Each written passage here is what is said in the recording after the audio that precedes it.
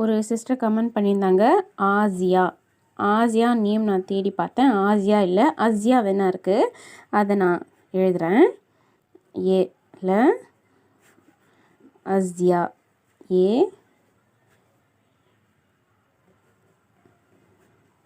அஸ்யா. அஸ்யான்னா நிறைய அர்த்தம் இருக்குது.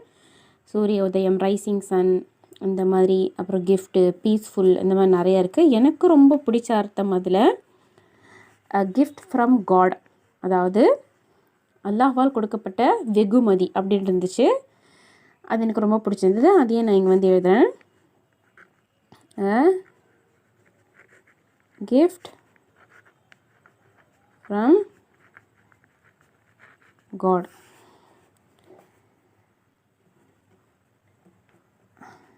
இந்த இஸ்ஸுக்கு இணையான தமிழில் எழுத்து இல்லை, அதனால் இஸ்ன்னு எழுதியிருக்கேன். புக்கிலையும் அதுதான் எழுதியிருந்தாங்க. புக்கில் ஆக்சுவலி இஜ்ஜு எழுதியிருந்தாங்க. இஜ்ஜு போட்டால் ஜீம் போடுற மாதிரி ஆகிடும். அதை தவிர்க்கிறது நல்லது. இஸ்ஸே போட்டுக்கலாம்.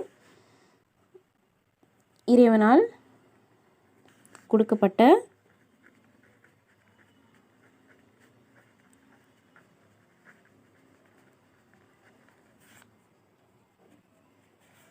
வெகுமதி.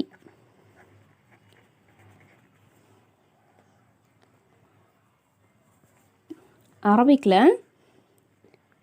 அஸ்யா, ஐன், ஜா, யா, ஹா, இந்த எழுத்துக்களை வச்சு தான் எழுதணும். ஐன், ஜா, யா, ஹா, இது ரெண்டாக சேர்த்து.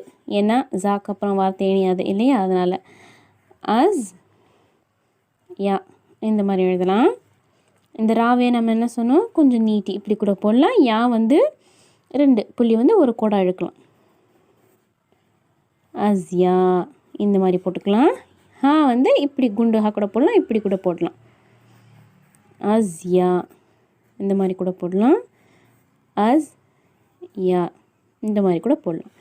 உங்களுக்கு எந்த மாதிரி விருப்பம் இருக்கோ நீங்கள் அதை சூஸ் பண்ணி போட்டுக்கலாம்.